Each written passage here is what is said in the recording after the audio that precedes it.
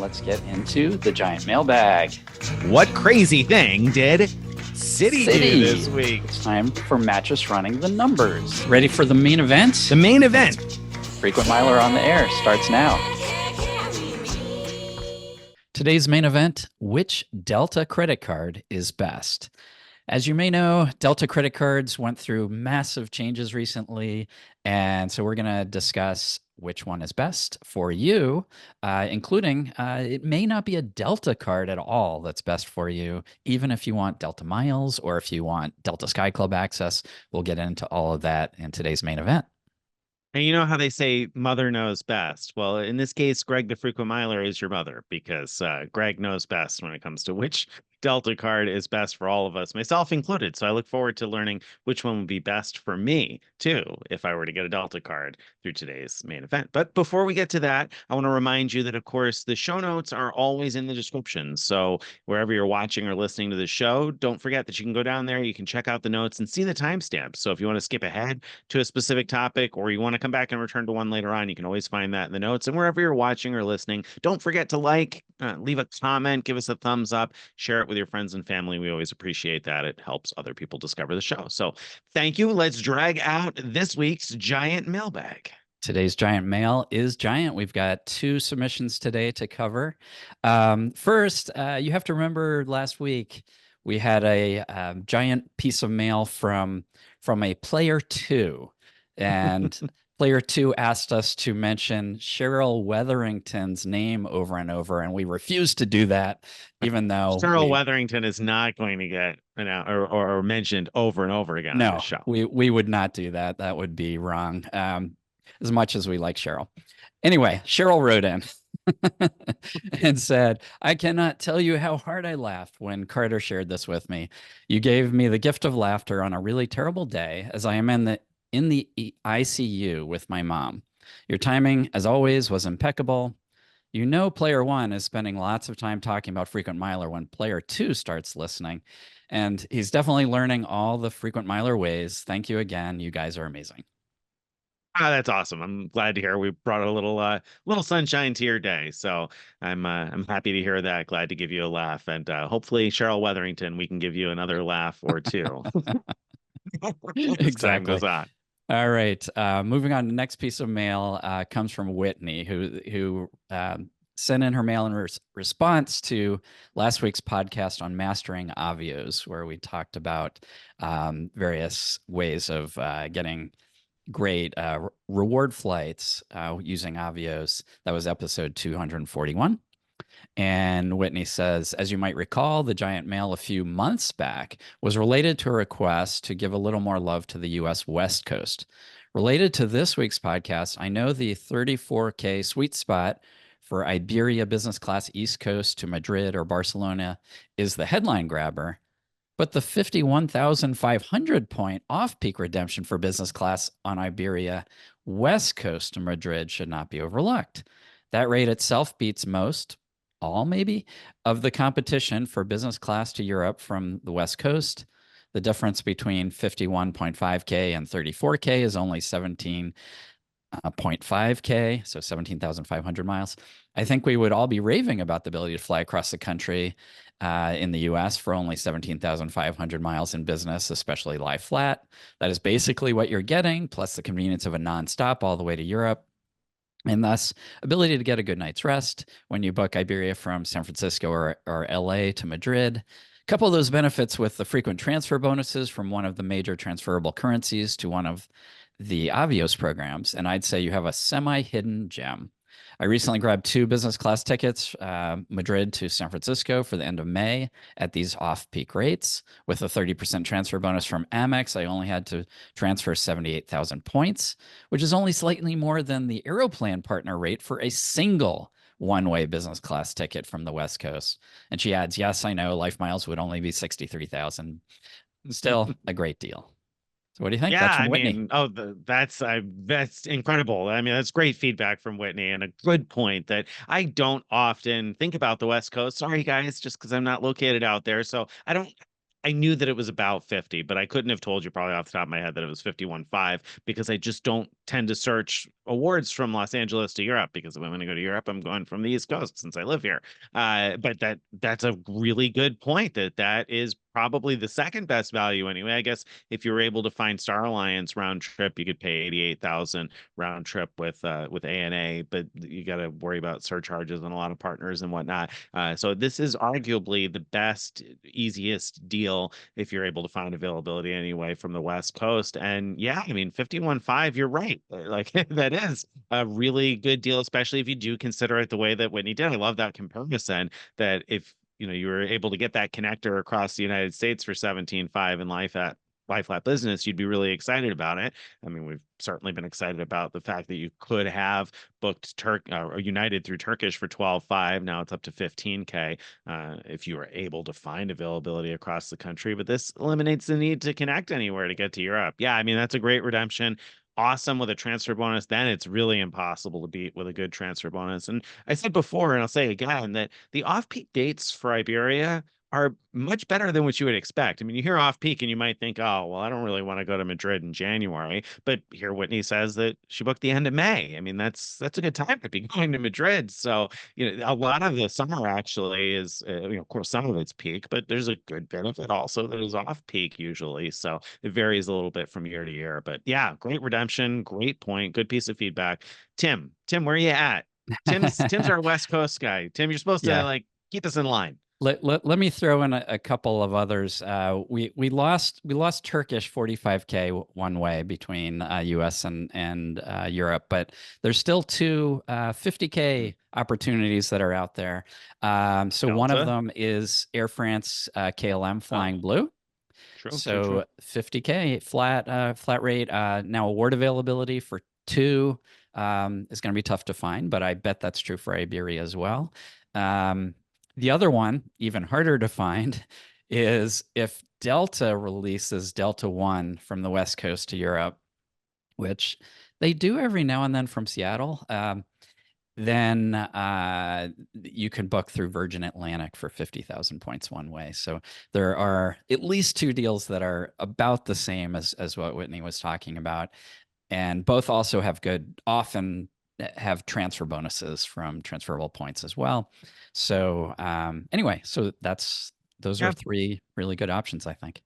that's a good point. And it's worth a mention with Delta, you'd be stuck with just whatever the nonstops are. And I don't know off the top of my head where they fly from Los Angeles and San Francisco and Europe, but whatever the nonstops are, that's it. Now, the Iberia pricing is only valid on the nonstops to Madrid also. But the difference is that if you include a connection on Iberia beyond that, you'll pay some more Avios, but you can do that. Whereas with the Virgin Atlantic Delta sweet spot, you can't mix with an Air France flight or something. Actually, It's you just, can. You can. oh, you can. Oh, Yeah. really? So if you I've never seen that. if you flew to to Amsterdam or Paris and Yeah. then onward to another place in Europe, they would tack Just add on the on. Air France or KLM flight for very small additional price. There you Yeah. go. I Yeah. stand corrected. There you go. I've never seen it come up in my search results. That's So because you never uh found the first you never part of find the Delta One. Yeah, I mean Delta that's the One. hard part. There's no doubt about it. That's definitely the hard Um, part. But but yeah, so there you go. You can potentially still connect and get a decent deal also. right, right. Right. And again, that connecting option is probably only going to show up if the direct flight from the U.S. is to Amsterdam or Paris, because that's Mhm. where KLM and Air France are based. If you're going to some other city, then the chance of having an onward SkyTeam flight is pretty slim. Right. So you probably are going to have slightly more luck. Again, this is all based on getting pretty lucky to find availability on the flights to Europe to begin Right. with. But slightly Exactly. more options on Iberia if you do find that long haul available because they have a decent network out of Madrid or Barcelona. So, good tip there. Definitely want to keep our eye on. Let's skip over. No, we're doing card talk this week, right? What do we have for card talk this week? Yeah. I have an update on the American Airlines executive card. So we did a full show about the new executive card, American Airlines executive card, back in July of 23. And that was episode 212, if you want to see the full details there or listen to the full details there. And just as a quick reminder, the card is $595. It gets you into the American Airlines Admirals Club when you're flying to an airport that has such a thing. And it also gives you boosts in loyalty points towards elite status. So if you earn 50,000 loyalty points, just having this executive card gives you a 10K loyalty point boost and another boost at 90K. But that's just a brief summary. It also has some rebates for Grubhub and rental cars. And so I just want to talk about my experience. I got the card several months ago. I got it just before that 100,000 point offer died. So I got it in, I don't know, late summer 2023. And want to talk about how I did with the rebates it has. I've only used the Admirals Club access once, and that was fine. Although Admirals Club, I'm used to Delta Fine clubs, is which fine is kind of a strong word to use yeah, for an I mean Atlas it's club. really pretty. I went to the one at LaGuardia, and it's a very pretty club. But the food options, at least the free food options, are so limited. I'm so used to Delta Sky Clubs now where they have full buffet. Basically, you can easily plan to have a meal at a Delta Sky Club. You have to kind of scrape by at American Airlines Club. Anyway, um, that's not what this is about. So one of the rebates the card offers is $10 a month for Grubhub. Nothing special there. I've just been using mine to order a pickup lunch locally in Ann Arbor each month.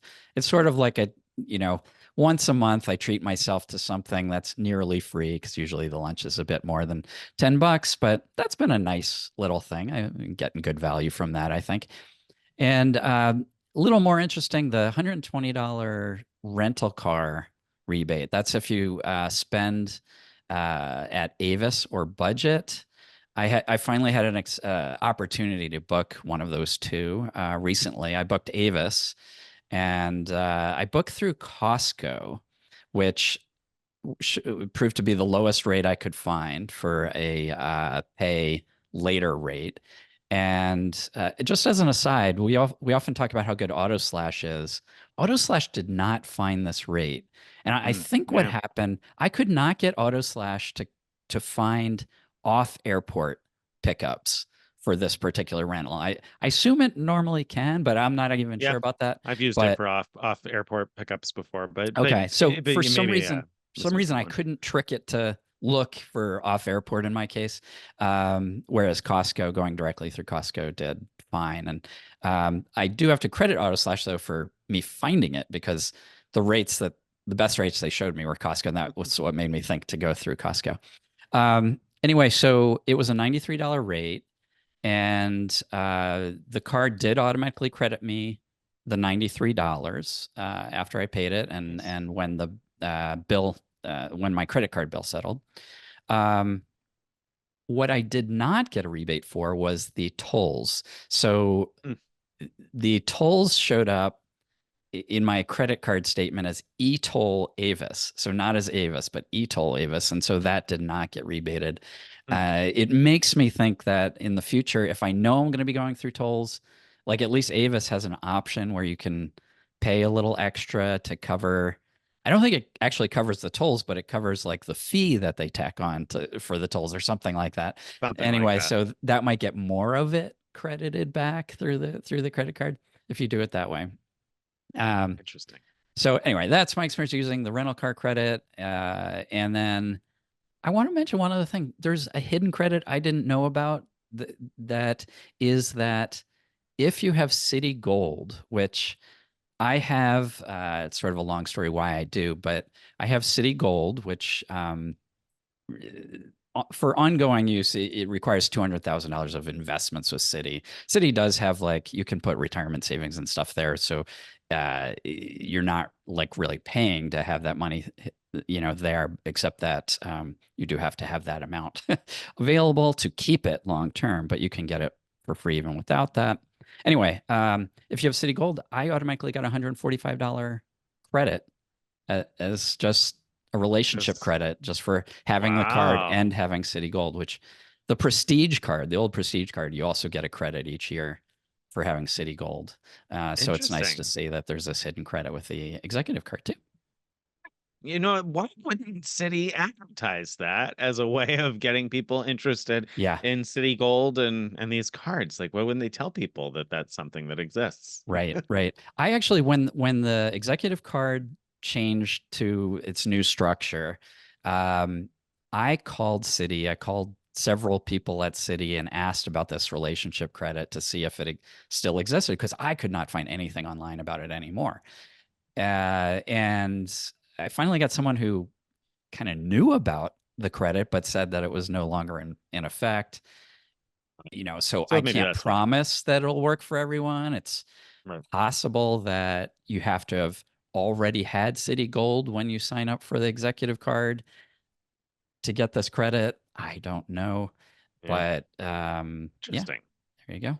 Good to know. Very good to know. You know, the whole rental car toll thing, I don't know what the best way to handle that is because a lot of places nowadays don't have toll booths, and so you're just like they're taking a picture of the license plate, and I don't know any way to get around getting overbilled by the rental car company. I mean, Yeah, maybe there's I guess maybe you can call it in or text it or figure out how to pay it online. I don't know, but I've gotten hit with several of those toll charges lately that I know are inflated over what they should have been, but I've just paid them and moved on so far. right, But one of right. these days, I I got to usually figure that just out. I'm usually just like, it's easy, and I just don't worry about Yeah, it. But yeah, if if you're gonna worry about the being charged more than you should, then yeah, it's really annoying. yeah. Um, Yeah. But one of those things. Well, bigger mistake was when I rented a car for the wrong day last week. Whoops. Showed up a day late for that one and had to scramble for a new rental. So I booked with budget last week myself, actually, for the first time in a long time. But I did did you not use have your the AA executive card. executive card to pay I for it? didn't have it. So this is just goes to show that if I had had it, that card would have cost me $100 less this year. But anyway, okay. So the executive card has some interesting benefits there, or at least some good stuff to talk about. I'm glad that we know how that works and also how it doesn't work. So good stuff there. Right. Let's talk about crazy things. So this week, crazy thing did T-Mobile do? So T-Mobile came out with their Magenta status that promised all kinds of great things. Yeah, And they did. yeah, so things like you could rent a car from Dollar and not have to fill up the gas tank and not be charged to refill the gas tank, right? Right. That That sounds sounds awesome. That would save me awesome. time trying to like hunt around. How many times have I had to hunt around looking for a gas station by the airport or like miss the turn and it takes me an extra 15 minutes or 20 minutes and then I'm starting to cut it tight on the flight. I mean, ah man, hate that part. So that Oh sounded yeah. awesome, Yeah, right? so Nick, you put this into our outline, and I assume you put it in here because it's so crazy good, this deal, right? Is that what's going on?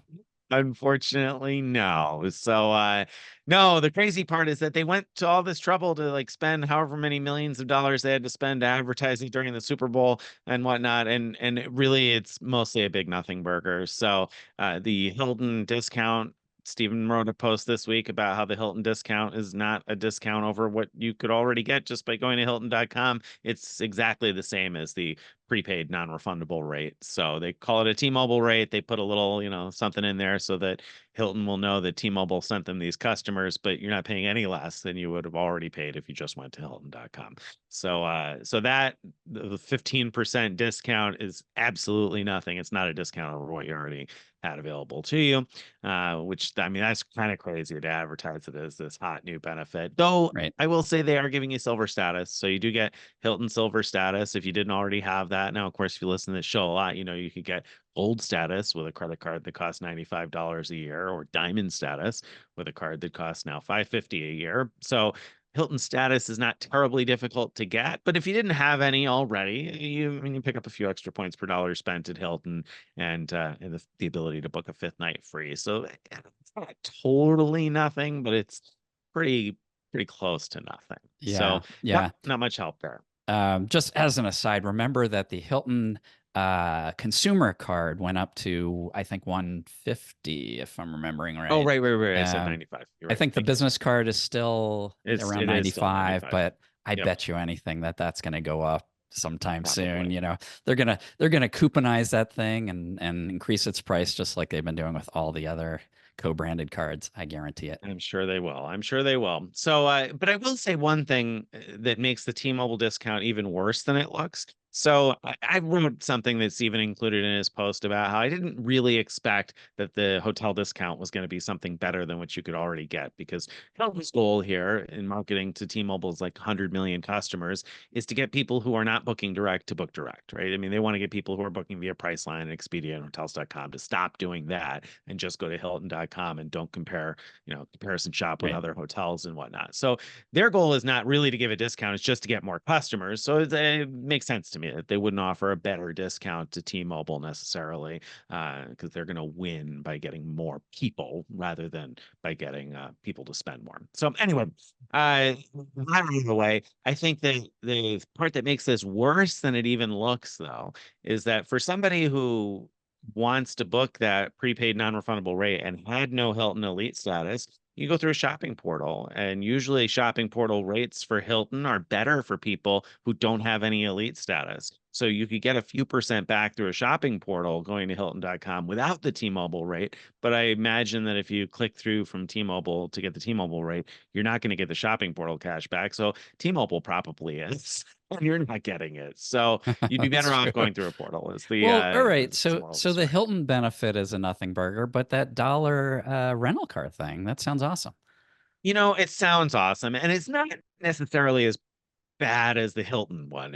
It matches the best public offers that you'll find. So, for instance, I do a number of searches with Auto Slash. And by the way, I should mention that when you're mention the confusion over the airport, non-airport, there is a tab you have to select on the homepage for a non-airport location. Maybe you still didn't find the one you were looking for, but you do have to choose whether it's an airport or non-airport, like in the first step when you're looking for a quote. But at any rate, I used Auto Slash and I used the T-Mobile search engine, and I found that the price through T-Mobile for dollar exactly matched the best price I found through Auto Slash for a pay later through Priceline rate on Auto Slash. Now, Auto Slash also frequently offers prepaid rates that are cancelable up until about 48 hours in advance that come up at a significant discount, sometimes a really significant discount.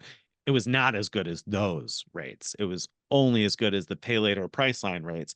And in general, if you've got like some sort of a corporate code, or you can go through a shopping portal, you can probably do better than whatever this rate is that you're getting through T-Mobile. But if it's like a 1-day rental where you're not going to earn very much shopping portal cash back anyway, Right. and your corporate code's only going to take a few bucks off, and you're going to use a full tank of gas, I mean, it may end up being slightly better than other options. So it's not totally a nothing burger again, but not better than what you would do through Auto Slash. All right. And finally, there was also in an initial email something about Hertz electric cars. I didn't What's that? even I so the deal there was you can return the electric car without having to charge it, similar to the dollar, not having to fuel up a gas car. With Hertz, you could rent an electric car and not have to charge it before you return it. And I didn't check those rates. I assume it's probably Okay. going to be the same thing as dollar. I didn't check that though. I did recently drop off a car at JFK, and I went to the closest gas station, and I was like waiting in a line down the street to get into this gas station, thinking, oh my goodness, this is crazy. And then I realized all the cars in front of me were Teslas. And I got out of that line, Oh, and there was no line at all for a wow. gas pump, but there was a line literally in the road in the street down the road for the charging All stations. right. Well, So T-Mobile Magenta to avoid that line then when I mean, returning it your Tesla. might be worth paying a little more to not have to to charge it up. I don't know. Yeah. So yeah, I have no idea how long those people were there, because they had like 2 charging stations and like an endless line of Oh Teslas. my But gosh. anyway, so that's your crazy thing for the week. We're skipping over mattress running the numbers and getting into award talk, because we got a couple of things to talk about in award talk. First piece of award talk is bad news. Turkish has unfortunately obliterated its old award chart in general. So the devaluation that we thought was coming did come, in fact, and award prices increased drastically for most partner awards. So in And general, Turkish's own awards, not right, just partner right. awards. Yes, they increased significantly, not as drastically on Turkish's own awards, but still more than you want them to increase anyway. Though if they have more availability for their own members, which is yet to be seen, I think, then maybe there'll be situations where booking on Turkish metal will be still somewhat competitive. But booking partner awards through Turkish is basically not going to be worth it at all, except for those domestic awards. So the awards to Hawaii and Alaska and around the United States are still a good deal through Turkish, even though they cost more. So now it's 10,000 miles each way in economy class or 15,000 miles each way in business class domestically. So if you want to go to Hawaii or Alaska or somewhere else in the United States, they will frequently still be your best option. Now, there are times for shorter flights where maybe Avianca Life Miles is going to have the same deal or Air Canada might be slightly better. But for those long haul flights, Turkish will still be the best way to book them if United offers availability to partners, which is, of course, the big if. But if you wanted to go to Europe or you wanted to go to Asia or you wanted to go from Europe to Australia or any of those other sweet spots that existed on the Turkish award chart, you'll need to get a DeLorean and go back in time to before February 15th because Yeah. you're not going to want to pay the new rates. Yeah. Yeah. That's boy, that's a shame. But same time, I mean, the fact that the deal to Hawaii is still so smoking good, if you can find it, that's a bit of a relief. And a surprise. I mean, I would have thought. I mean, I think when we published it, people probably thought that it wouldn't live much longer beyond that. And we published that 7,500 each way to Hawaii that it used to cost in 2019, in July of 2019. So I'm pretty surprised that that continued on for 4.5 years after that, Yeah. and then only increased a tiny bit. Right, right. So clearly, whatever led them to this devaluation, it wasn't that because Wasn't that right? they would have made a dramatic change to it Right, if it was the Hawaii deal that killed it. right, right. Um, all right, so let's move on. So you wrote a post about your mad dash for American Airlines elite status. Can you just real quick tell us what happened? Mostly, I'm just mad. So Nick is mad. Watch out, everybody. it didn't work out. So I was trying at the last minute to qualify. I was on the American Airlines Instant Status Pass. They had a brief promotion for Hyatt Globalist members where you could get 4 months of Platinum Pro status, and then you had to earn X number of miles in 4 months in order to keep it. And I realized I wanted that so I could match to Turkish Airlines status to get Star Alliance Gold. And so I made a mad dash in the last like week of January because I had to earn the number of points by February 1st for my fast track 4 month window.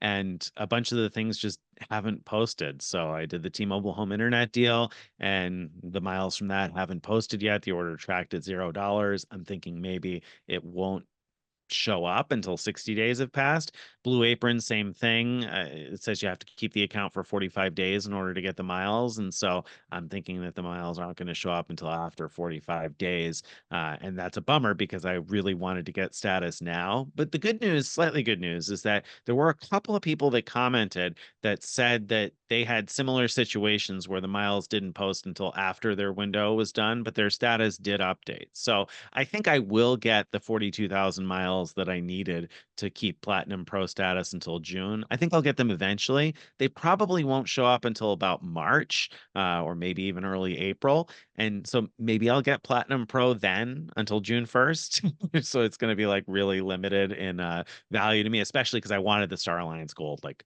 right now.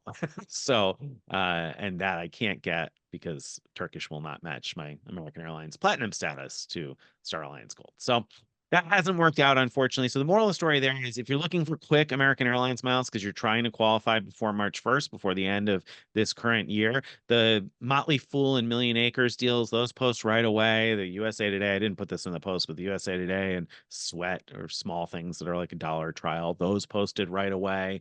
But giftcards.com has not posted it all, and several people commented to say that their giftcards.com orders have not been tracking through American Airlines. They have to follow up every time. They have to wait until 15 days have passed before they can follow up. So so those have not posted or tracked yet. And obviously T-Mobile home internet and Blue Apron take a long time apparently. So if you're in a hurry, those are not for you.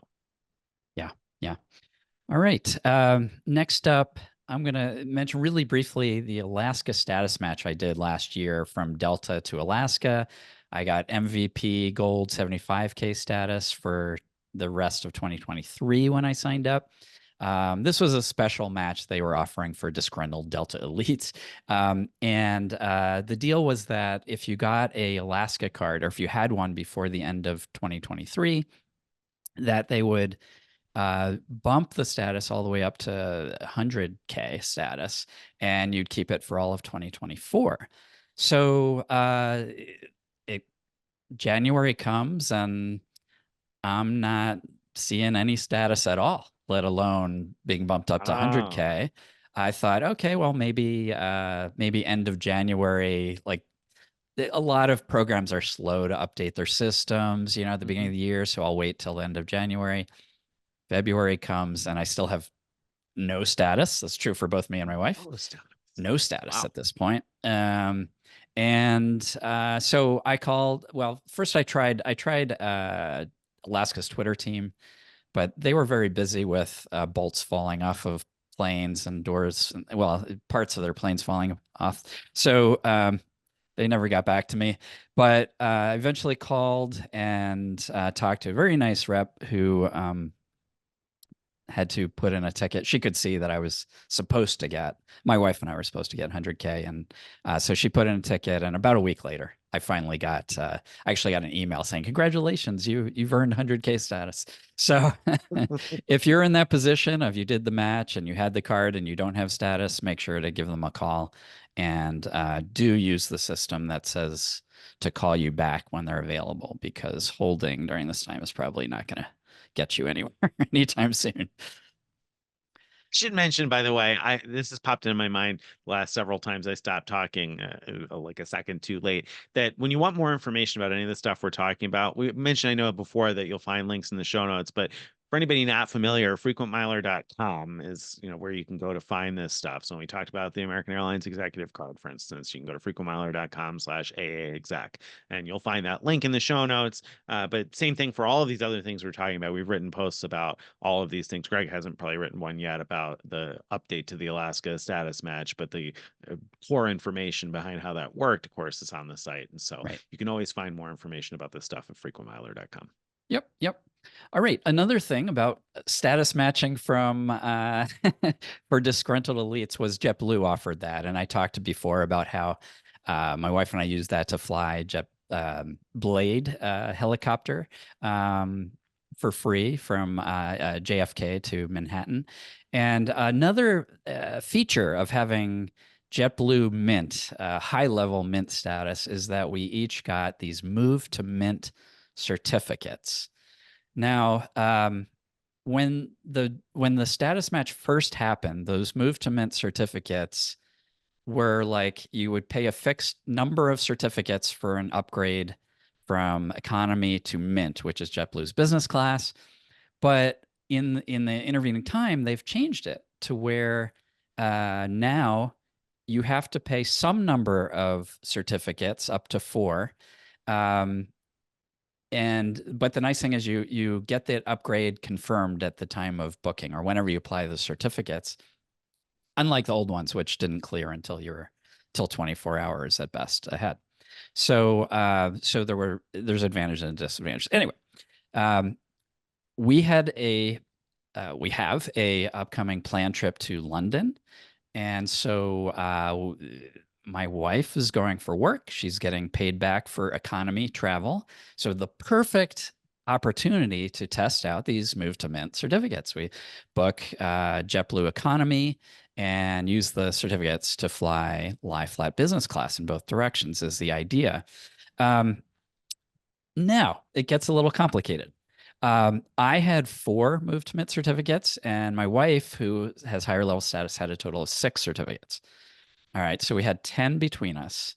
So if we wanted to move to Mint in both directions, that meant that we could, basically have pay 3 certificates each in one direction and 2 certificates each in the other direction. That was our budget, basically, or 4 and 1, I guess, in the 2 directions. But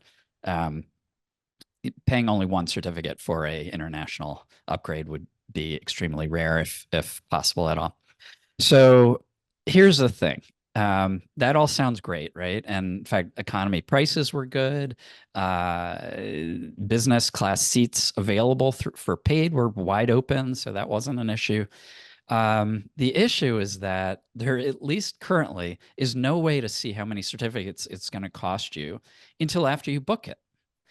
So I, You book the ticket, see so what it yeah, is, cancel, book another one. exactly. So Oh you do man. have free cancellations whether you book with cash or points, and you can apply these if you book with points, by the way. Um, and I so I booked a whole bunch of flights. We only had so much. We had to be there on certain days for her Hmm. work, so there were only so many flights I could actually look at. But I booked a whole bunch of combinations, and as soon as you book it, a option comes on the screen to manage this flight. You click it, and then a little button shows up, move to Mint. So you click that, and it shows you how many you need, or it shows you Hmm. that you don't have enough. And so I was easily able to see how many were needed on each of those. And so I went through all the possibilities. I figured out which ones had three in one direction and two in the other. I made a big mistake. I was only doing these dummy bookings for one person. And if you book for two, the price to move to Mint could change, and in fact did. Oh, oh. So so it turned out that I didn't have any options that where it was three and two. What I found was four and two. And so my wife had enough for her, Yeah. and I had enough for myself for one direction.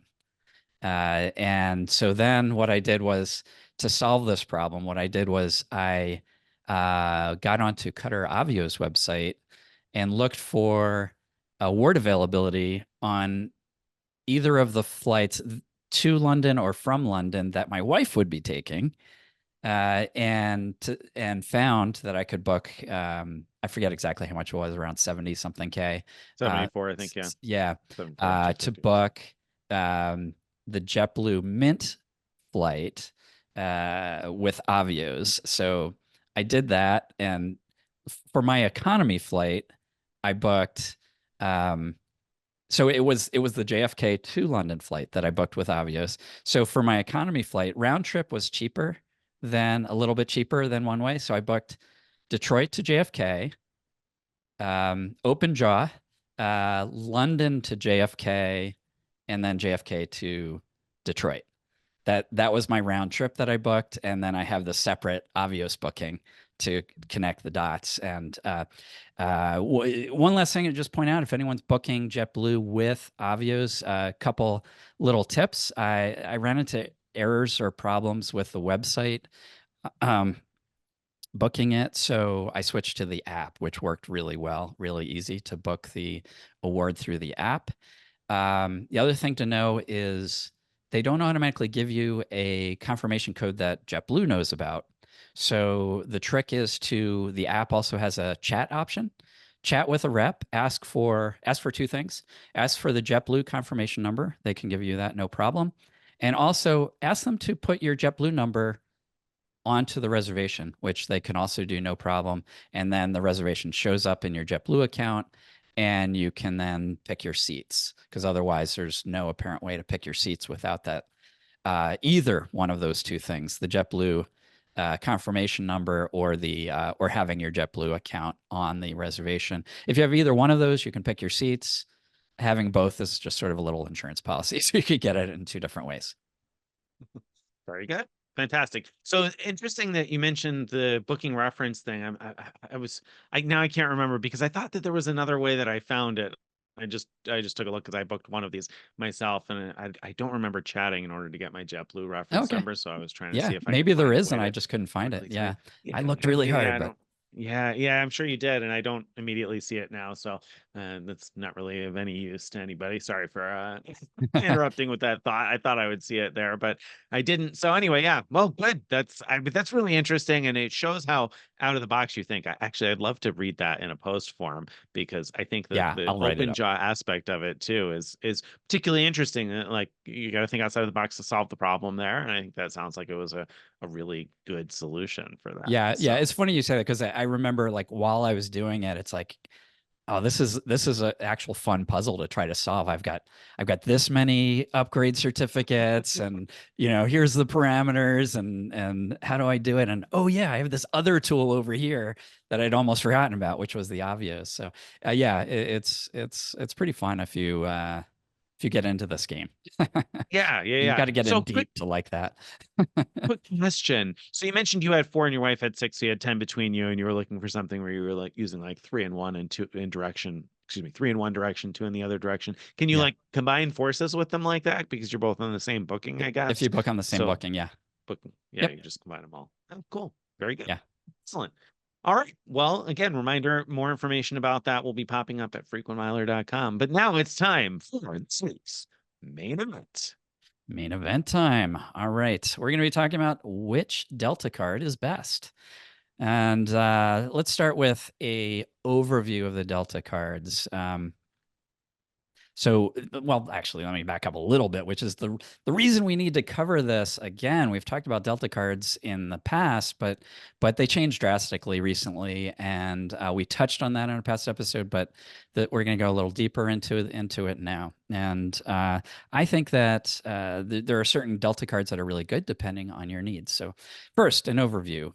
There is a Delta Blue card, which is fee free, but there's no noteworthy perks on that card. So we're not going to be talking anymore about that one.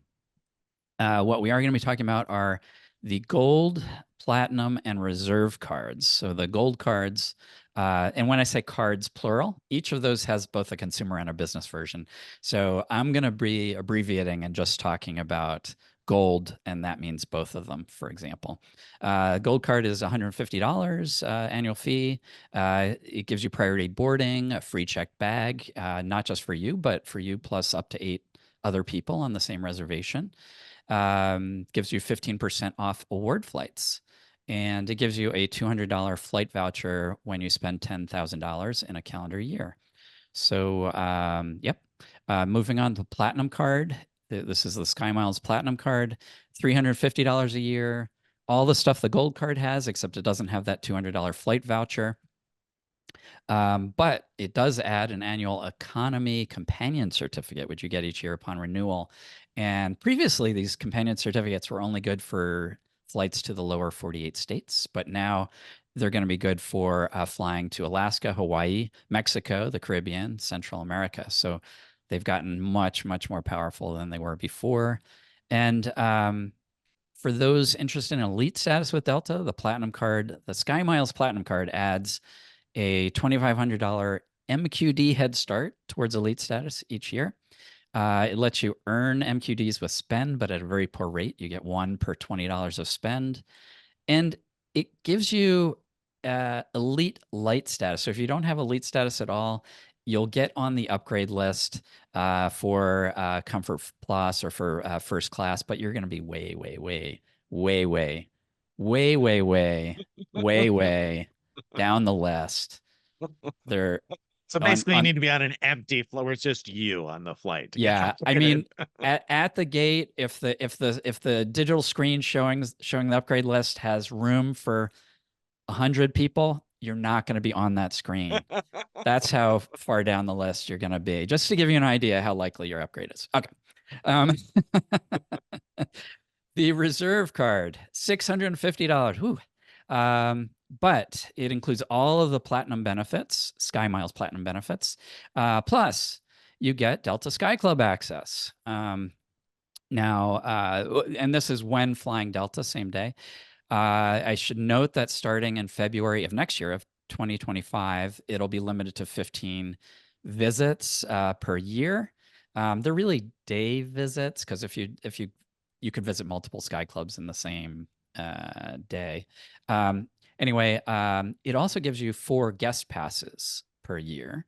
So, right there. So $300 more than the Delta Platinum card, but you're getting Sky Club access for yourself plus 4 guest passes. If you value Sky Club access, it's obvious. I shouldn't say obviously, but $300 isn't to me a bad price to pay for all that additional. If you value Sky Club access. It gives you Centurion Lounge access when you're flying Delta. That's American Express's premium lounges. Gives you an annual first class companion certificate. So it's like the one that you get with the SkyMiles Platinum card, but this one lets you book. You could book economy, but you could also book first class and pay nothing but taxes and fees for your companion. It also gives you elite stuff like the same $2,500 MQD head start that the SkyMiles Platinum card gives you. This one, if you want to spend your way towards elite status, makes a lot more sense. It gives you 1 MQD per $10 rather than per $20 of the Platinum card. So it earns twice as many medallion qualifying dollars as the SkyMiles Platinum card does. And it also puts you on the upgrade list if you're not elite. It puts you ahead of those Platinum card holders. So you're not as far down, but still don't Still not expect very much from likely. that. Don't expect much from that. I have a quick question for you on the math here. If you didn't have any cards that offered access to Delta Sky Clubs, I know you like Sky Clubs, how much would you be willing to pay to get into a Sky Club? To be able to get in once or for like the whole year or Yeah, whatever? like one time. No, yeah, one time. One time? Oh, One day, one day. Uh, use yeah. the Sky Club. I don't know. I mean, that's so hard because like I feel like I value it more than I might be. Willing to pay I'm for it. kind of a cheapskate sometimes, and so the idea of like paying $50 to get into what Right. might be a crowded club to get, it's no I longer wouldn't feels pay like free $50 lunch, either. right? But Right. prepaying, I'd pay a little bit more. Yeah, so I don't know. That's a hard one to answer. Yeah, I asked just because I mean, like you said, at first glance, it sounded to me too like, wow, 15 visits and it's an extra $300 a year and 4 gas, so 19. Let's call it 20 for easy math. So you're looking at what? Well, I said easy math, and it's not that easy, is it? It's 10, 15, 15-ish dollars a visit, right? And for you and then each of your guests, the 4 times you can bring a guest, and I mean, $15. I guess that's probably better than what you're going to do if you're buying food somewhere else in the terminal. Yeah, Not I guess it is. yeah, I've bought yeah. food in It the terminal definitely plenty of is. times to know that it's definitely a better deal. Would I pay $15 every time? Am I going to use it all 15 and plus 4? You have to ask yourself that question, I guess. But I think that the nature of the companion certificate, the ability to book first class with it, if you can find the availability to use that, and certainly the ability to spend towards elite status. When you mix all 3 of those things together, then I can see the extra Yeah, $300 yeah. there. We'll get into more of the value later. Yeah. Right now we're just doing an overview. Overview. Okay, Sorry, didn't so mean to that's an sidetrack overview of us. the 3 types of cards. Um, the Now let's talk about coupons. So when they increased the price of all these cards recently, they also added what we're calling coupons, which are basically when you pay for certain things, you get a rebate. You get a limited rebate. First one is Delta Stays. This is basically a Delta website for booking hotels. I think it's powered by Expedia, so your experience is going to be very similar to booking through Expedia. Um, and basically, the consumer gold card gives you $100 credit per year. The SkyMiles Platinum 150, and the Reserve $200 per year in rebates on these hotels booked through this platform. Business cards all give you $50 more than that, so $150 for the gold and so on. And now you must prepay. If you want to get this credit, you have to prepay for your hotel, but you don't have to book a non-refundable rate. You could book a refundable rate, and and then we'll see what happens if you cancel. Like, would they claw it back or not?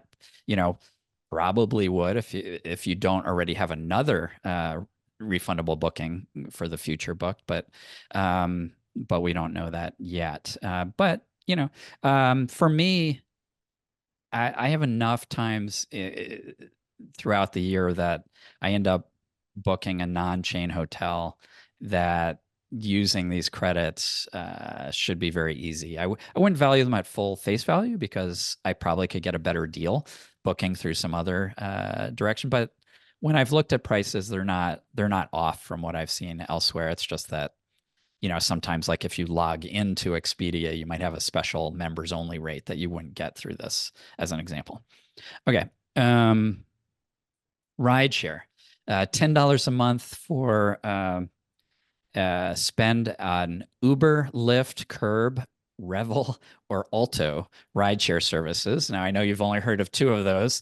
Oh, I don't know. I think did we write a post about Revel a few years ago? I just saw a Revel car like 2 days ago and coming out of New York City, and my wife was like, "What's that?" And I was like, maybe I just read about it. Signed up with a bunch of referral codes in order to get a whole bunch of referral credit that we never used because we just never saw it Yeah. used for a Revel car. But I guess if Yeah. you're in one of the cities that have those other services, maybe it's interesting to you.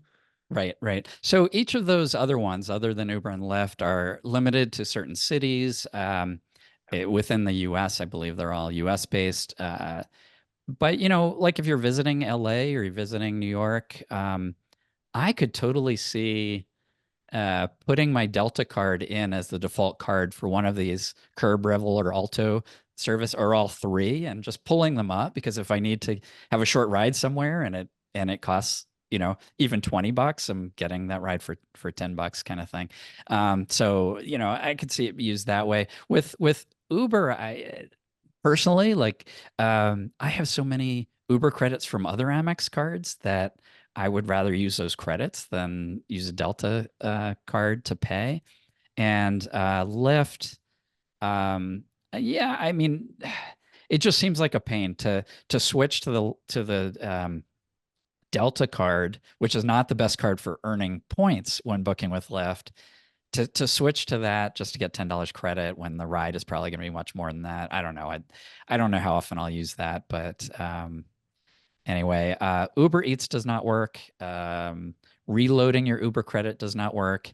Reloading your Lyft credit does work, but it's a minimum of $25. So it's like a 40% discount, I guess, on the $25 loaded to your Lyft credit. So I tried that out. Yeah. So those are the rideshare credits. They also added Resi dining credits. So any restaurants that are listed on the Resi platform, you don't have to book them through Resi. You just have to go to one of those restaurants and spend with your Delta card. Now, these coupon things, you have to pre-register with Amex to be eligible for these rebates. But once you've done that, you're eligible. And the Platinum card gives you $10 per month at these Resi restaurants, and the Reserve card $20 per month. In my family right now, I have two SkyMiles Platinum cards and two Reserve cards. That's going to change once the annual fees come due, but that's what we have right now. I went into a local restaurant last week and bought, $60 worth of gift cards and paid $10, $10, $20, $20, and walked out with a $60 gift card basically. And I used it at another one of this a local chain, another one of the restaurants later that same week to get it all at once. So anyway, yeah, so that's not too hard to use if there are restaurants that you frequent that have Resi. On Resi. Yeah. Yeah. And I'm going to repeat, even you kind of jumped over it, but don't forget that you do, I guess, have to enroll in these, right? I mean, you mentioned it and you said once you enroll, you're set. But I've a couple of times now forgotten to enroll in something that I didn't realize I had to enroll in and Yeah, not realize until after I didn't get the credit that, oh, this is one of the ones you have to enroll in. So don't forget to go into your Amex login and pull up that card and then hit the right. benefits section, go through and hit enroll on anything that needs to be enrolled in and Yeah, check that yeah. before you start going to use these. That's a great point. I think Amex even has like a button or a selector saying that, like, to show you all of the things that you need to enroll in, and so you can They might, yeah. limit your view of the benefits to those and make sure you're just signed up for everything Yeah. that you might remotely be interested in. Um, all right, so I, I want to say again, we've talked about in many other shows about how I don't think you should value these types of rebates at full value. Like you wouldn't pay, you wouldn't prepay $100 to get hotel credit, $100 hotel credit that you may or may not use, right? that would be crazy. Why would you prepay for that? But when you're paying an annual fee, you're basically prepaying for this benefit. So if you value it at full face value, it's like you've prepaid the annual fee in order to get this $150 or whatever it is. Anyway, so what should you value these things at really depends on how easy they are for you to use them and get good value from them. I'm not gonna tell you how you should value each of these, but I just want to kind of make that clear. Like for me, I highly value the Delta stays because I think I'm going to use them in real life very easily with very little thought. I don't value them at face value, but maybe like 75-85%, that area. It's even a Right. bump up because it eliminates some of the mental work of like comparing 18 different ways if you know the price is about the same. I feel like I might even value like a little higher than, obviously not face value, but a little higher than I would other things if what you say is true. If the price is usually about the same as what you get through hotels.com, well then I don't have to compare Just hotels and eliminates Expedia one and of the Priceline options. and Yeah. this cashback and that cashback and this portal and that one and well yeah. So Right. But it is yeah. taking away your ability to go through a portal and earn extra rewards. So you got to Yeah, and remember don't get that. me wrong, I don't often book non-chain hotels, so that would have much less Yeah. value to me than it would Yeah. to you. Right. Right. So Okay. Rideshare, that one it's one that I might use occasionally, but I just don't value it at all. Like it'll be like a bonus if I ever get that, but I'm not gonna, think in advance. Ooh, that's worth this much to me. Not at all. Resi, I don't know. It seems so piddly, the $10 or $20 a month that to go to a restaurant, but I'll use it. So I probably value it about half, somewhere around there. But anyway, the reason I want to say that is I did a sort of a mental exercise of like, are any of these cards free after rebate? Meaning, if you value the rebate at full face value, are they free after rebate? So that's why I had to have that long sort of disclaimer saying, don't value it at full face value. But what if you did? And so the gold business card, you have a $150 annual fee, $150 hotel rebate. So boom, just it's free after rebate if you fully value that hotel rebate. The consumer card only has a $100 hotel rebate, so that one is not free after rebate. Platinum business card, $350 annual fee, up to $440 in total rebates between hotel, rideshare, and resi. The consumer card up to $390. So both of those are better than free after rebate. So that's pretty good argument for the platinum card if you value those rebates for sure. The reserve business card, $650 annual fee, $610 in rebates.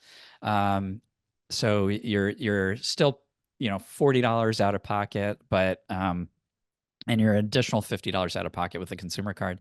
So total $90 out of pocket with those. Of course, you are getting Sky Club access and all the other perks that the card gives you. So, but it's still not free after rebate. So really what you have are both platinum cards and the gold business card can be free after rebate if you fully value the rebate. So I thought that was just a fun mental exercise. it is, and like you said, if you value some of the other perks, then I think it's even more interesting Yeah. because like the Delta stays credits, I'm not particularly excited about because I tend to book chain hotels and I want elite Right. benefits and elite credit. You're not going to usually get those things when you book through a third party like that.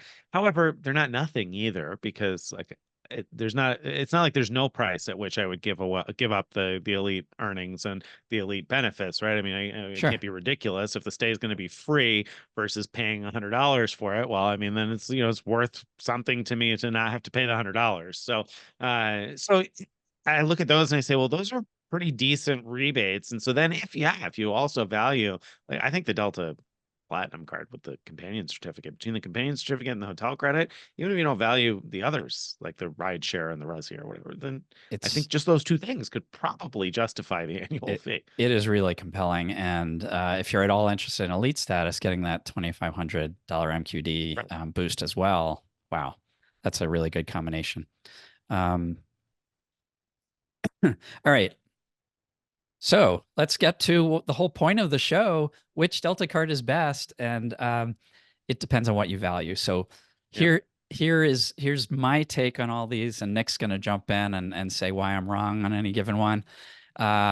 If you value Delta Sky Miles, if that's your goal of having a Delta card is to get Delta Sky Miles, first I'd say why? Delta Sky Miles are not particularly super valuable. You could get around 1.5 cents value per point, yes, but you're very, very rarely going to get far outsized value from them. So rethink what you're thinking, but Priorities. yeah, rethink your priorities. But after thinking, if you rethink and you still say, yeah, I love my Delta Sky Miles, then I think the best Delta card for you to spend on is not a Delta card at all, but the Amex Blue Business Plus card, which earns 2x everywhere for up to 50K of spend per year. So and then you could transfer points from Amex to Delta later, right?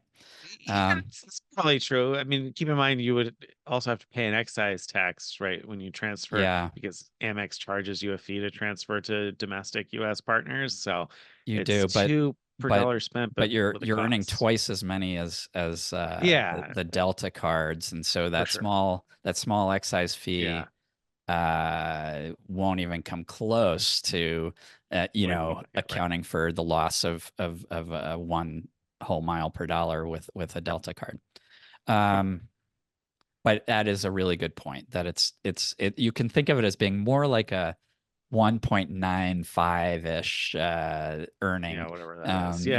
instead of 2x, it's 1.95x or something like that Yeah. because of that transfer cost. Yeah. Um, but there are Delta cards that might make sense if you want to earn from spend. So the Delta Gold card, because you earn a $200 flight credit with $10,000 spend, that $10,000 spend is not only earning 10,000 miles, it's also earning the $200 flight credit, which if you fly Delta enough is probably very close to face value for how much you would value it. So that's a pretty good return on your spend.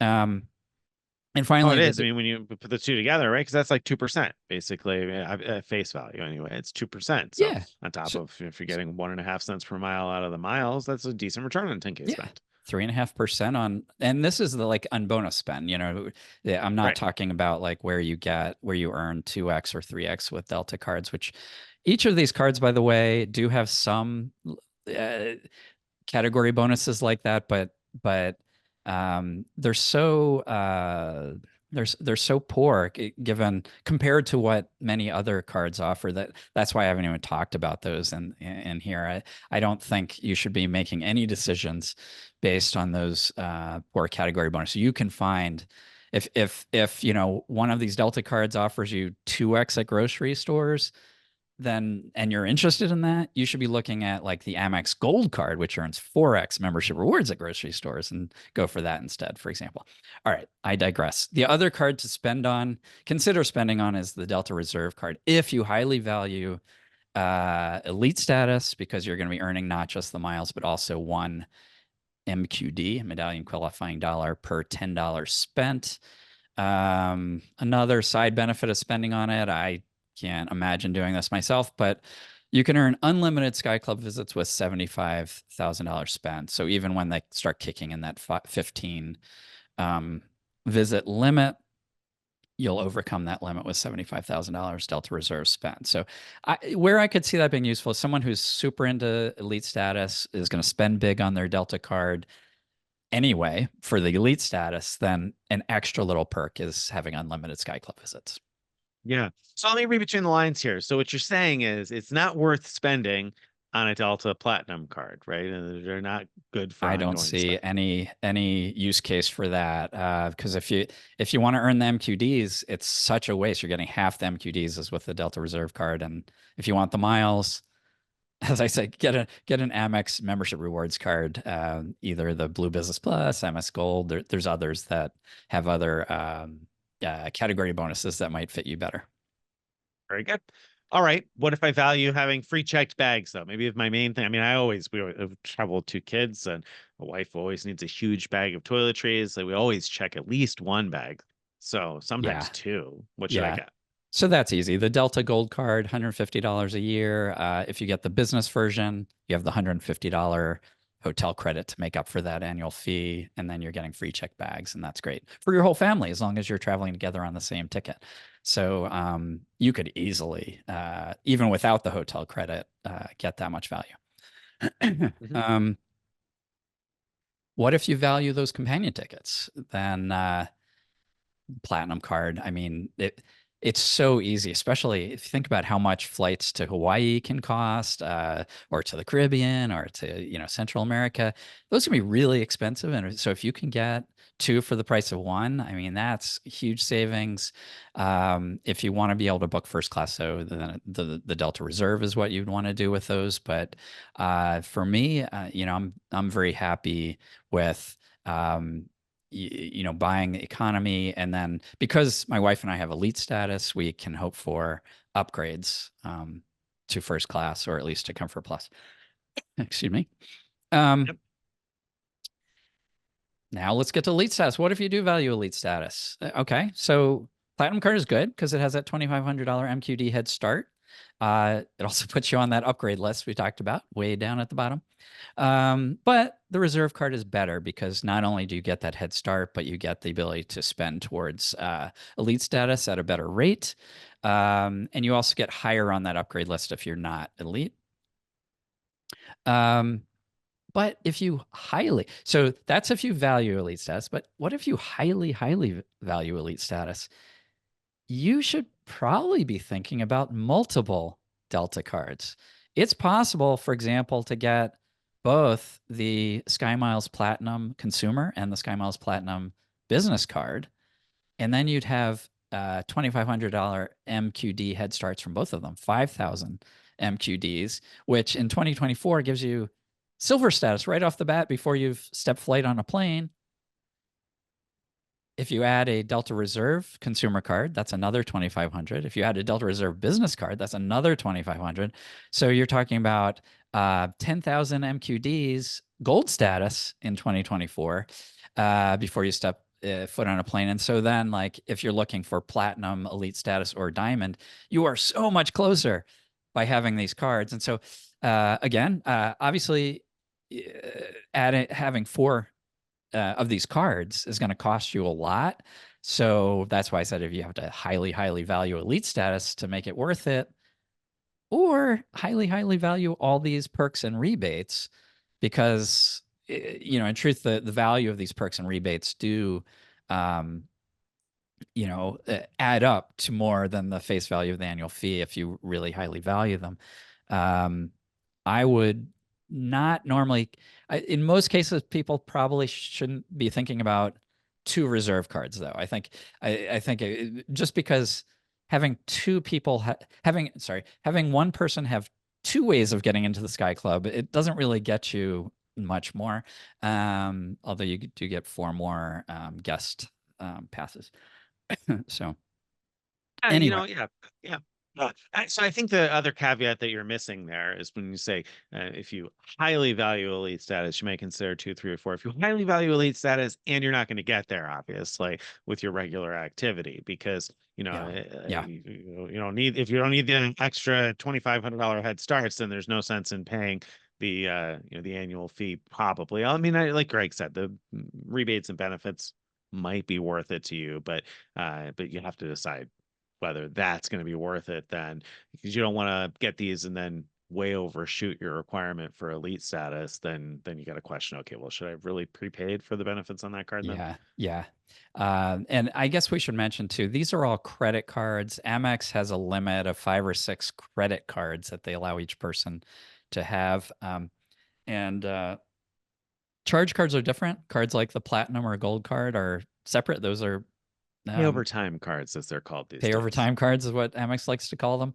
They have something like you could get 10 of those and something like 5 or 6 of a credit card. So anyway, I'm pointing that out just because you might not be able to get 4 Delta cards even if you wanted to. Because if you've got a Marriott card, that's a credit card. If you got a Hilton card, that's a credit card. Got a So Blue Business Plus card, that's a credit card. yeah, you're already hitting up against your limit very quickly. Yeah, yeah. All right, Yeah, but finally. it's interesting. Okay, Oh, all right, finally. oh, Finally, if you value Sky Club access, if that's your primary thing, you would think I'd say, well, definitely get the reserve card. But I'm going to say maybe get the reserve card because the other one to consider is not the Sky Miles Platinum card, but the regular Amex Platinum card, which there's multiple varieties of that, but that's a $695 card, and also gives you Sky Club access when flying Delta. It doesn't give you guest passes. It won't next year give you as many Sky Club visits as the Delta Reserve card, but it'll give you 10. So and it has a whole bunch of different like rebates and things than the reserve card. So it's really going to depend per person. We don't have time to get into that comparison, but as to which one is better for you, but it's just worth you taking a look at the platinum card.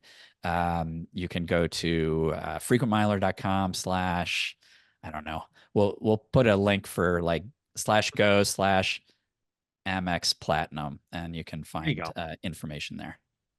Yeah, that's a good solution for that. So frequentmiler.com/go/Amex Platinum, and you can find more information about which one of those might be best for you. So awesome. Yeah, when I look at all of this, I feel like I probably at some point here should consider getting the platinum business. I think. I mean, I think the gold business would probably be close enough to an easy win, especially if I flew Delta just one time over the course of the year. Now, I often don't fly Delta one time, but the platinum card would then probably cause me to fly Delta because of the companion certificate. It would probably save me something or be a decent option. Now, my family usually flies Southwest when we fly domestically, so I don't often fly Delta domestically, but those companion certificates, especially as airfares have continued to rise, I feel like every time I look up airfare, I'm just shocked at how much it costs to travel domestically.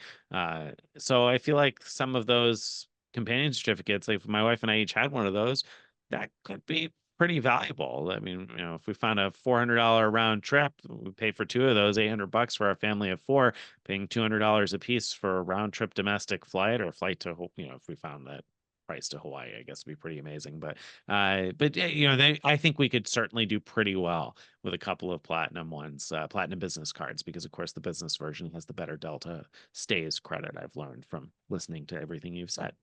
Yeah. So yeah, that's a really good point. And just caution that if you're considering something like that, remember that those companion certificates don't come when you first apply. Like you don't get it Right. till you renew the card at the end of the year, and then you'll get it each year upon renewal.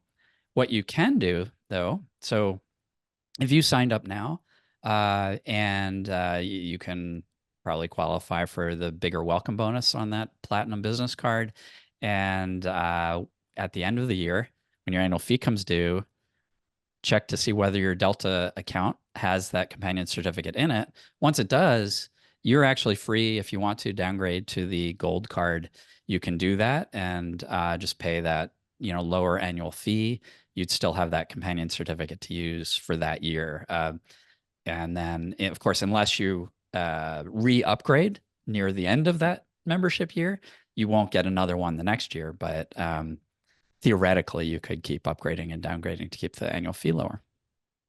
Interesting. Very interesting. Well, so I mean, I think that the moral of the story there, well, actually, what I wanted to say was that I think in the first year, it's generally true, probably, right? Back me up on this or tell me I'm wrong, that the welcome bonus is probably going to by itself outweigh the cost of the annual fee on any of these Yeah, cards yeah, almost all the time, for right? sure.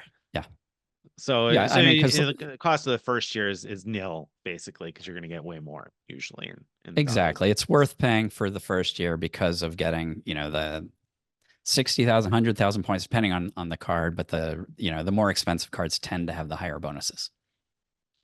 Yeah, so I mean, I think if you find a time when the bonuses are elevated, any of these cards could make sense initially for the first Right. year. Really, today's discussion was more focused on long-term value for these. Yes. You're going to keep one of them. So, and I look at it and I say that I probably could get decent long-term value out of a Delta Platinum, or certainly out of a Delta Gold, as long as we flew one time each year where we would check a bag between that and the Delta stays, I'd be ahead of the game. So yeah, maybe a Delta Platinum business and then downgrading it to a business gold until I decide that I need the perks of the Platinum again wouldn't be a bad strategy. But I don't know that I'll pursue it right now. It's not on the docket. We don't have any Delta trips planned coming up, but it's something to keep in mind anyway. I feel like that could be useful one of these Yeah. days. So Yeah. Yeah. And for me, I had a post about will I keep or cancel my Delta cards? And for me, when I analyze them, under my situation, it looks like the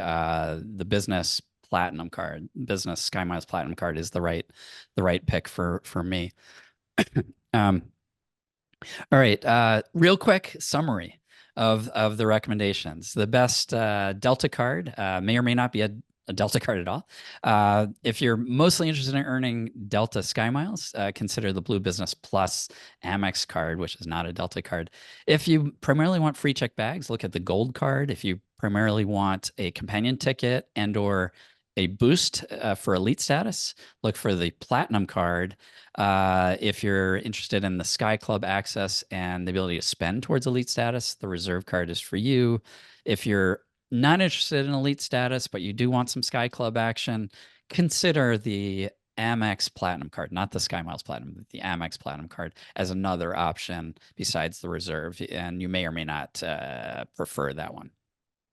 very good. Very good. That's a great summary. And it's an interesting summary because I think that if you asked a random person what the best card for Sky Club access is or what the best card for earning Delta Sky Miles is, they would have assumed a Delta card. So I think those actually show some out of the box thinking in terms of what might be best is not Oh, thank you. necessarily the obvious answer. So well done. Well done there.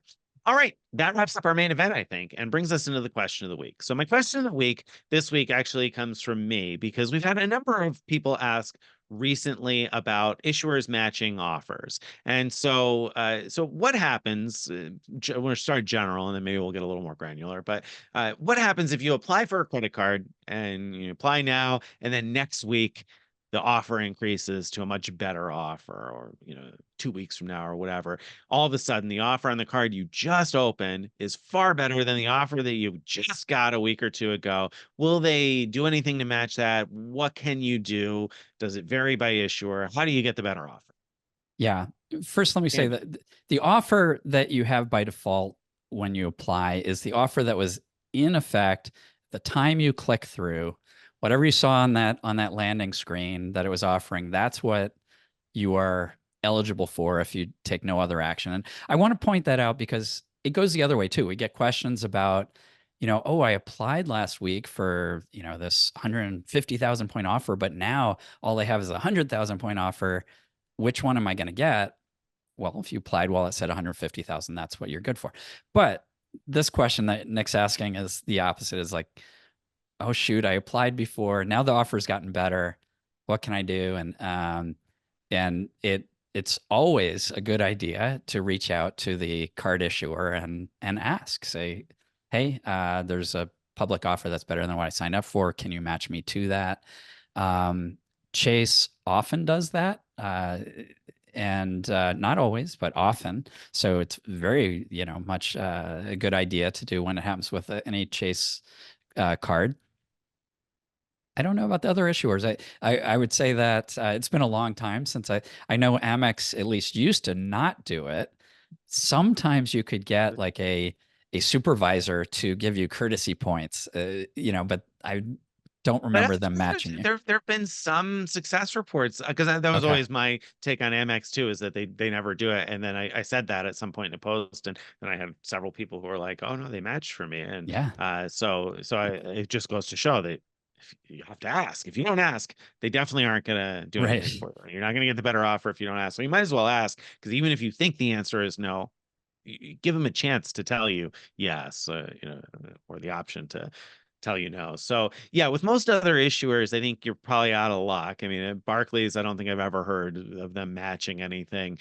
Capital One, somebody did mention that they got an offer match from Capital One once, which blew my mind because I wouldn't expect that, and I'm only aware of like one data point on Yeah. that. Well, So I that was don't know that, probably when Capital One canceled my account and took back my points. They All probably right, had they give them extra to somebody points to give to else. someone else. It's Yeah. a few extra to throw around. Yeah. So, so yeah, you're probably not going to get matching there. But usually the rule of thumb with Chase has long been within like 45 days. I think if it increases within 45 days, don't quote me on that because who knows, but then usually they've been good at matching.